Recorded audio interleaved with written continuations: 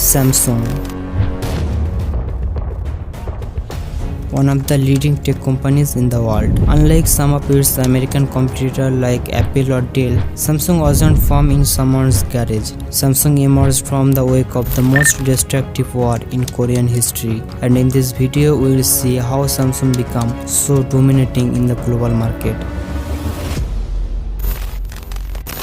The first half of the 20th century was not very kind to Korea. After 100 years of political interference, the Japanese Empire had reduced Korea to merely a puppet state. As you can imagine, the Japanese occupation was brutal, with many Korean farmers and businessmen being driven off of their lands and out of their factories. As an ambitious colonial power, Japan was eager to settle Korea with its own people, which is why Japanese ownership of Korean land, for example, skyrocketed from 8% in 1910 to 52% within just 20 years. For a time, it seemed as if the Korean nation was destined for oblivion for the Japanese. Not only forced the Korean to change their names, but they also prohibited schools from even teaching the language. It took the crushing Japanese defeat during the Second World War for Korea to become independent once again. And in 1945, despite the chaos of American and Soviet military administration, the people of Korea were cautiously optimistic. One such optimistic was Lee Byung-chul, who was the only few Koreans lucky enough to have started their own business during the Japanese occupation. He had created a small transportation company in 1938 called Samsung, which specialized in exporting groceries. From the very start, Samsung had a very competitive advantage. It was located in Masan, a city on the southeastern coast that the Japanese were using as their biggest exit port, from which they transported all the exploited Korean resources.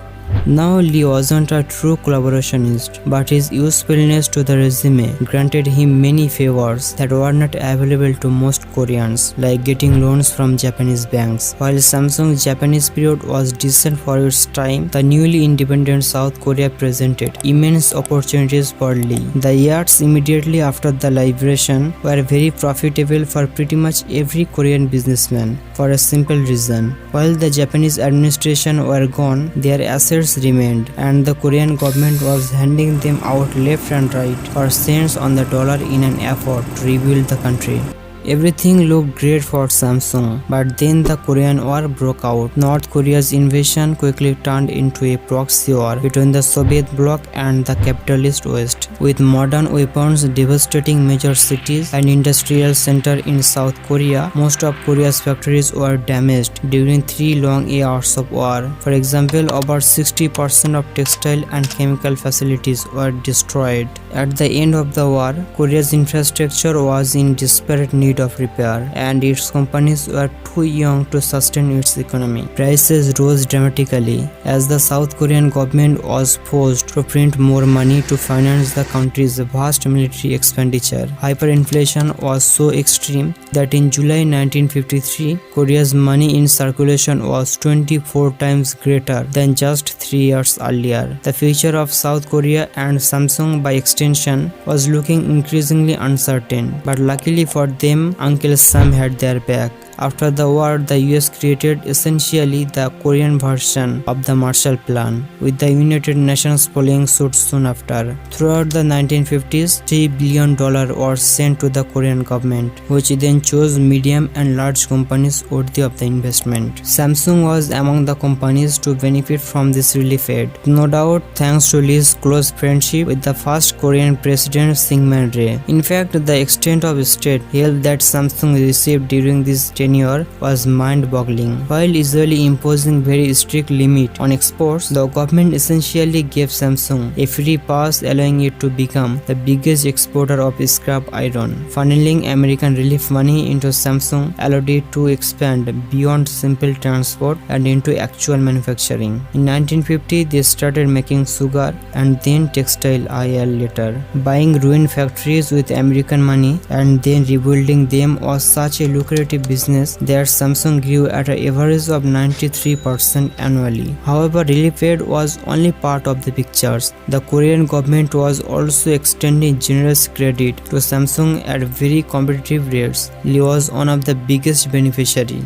of government lending through government associated banks, and what's really hilarious is that once he got the money, he turned around and started buying those very same banks. By the end of the decade, Samsung had taken over 3 of the banks associated with his parents' resume and was also branching out into insurance and chemicals. Samsung had grown so large that not even a revolution could bring it down. Thus, when the military overthrew his parents' resume in 1961, Lee was probably not too worried. Under the new administration, the Korean economy opened up and focused on massive export growth, for which Samsung was perfectly positioned. Thus, despite a second regime change in the span of 15 years, Lee once again in the good graces of the Korean government. The most popular Samsung division we know today was, of course, also created with government aid. In 1969, the government passed legislation reducing taxes by 50% on companies operating in the electronics business, which at the time was pretty much only Samsung Electronics, which was created the very same year. During 70s, Samsung became a symbol of Korean modernization as it helped bring televisions and washing machines to the home of every family. And from then, they jumped into semiconductors, and more recently, smartphones seems only natural.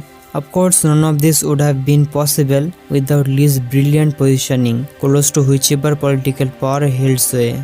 During his time and even today, Samsung and the government go hand in hand.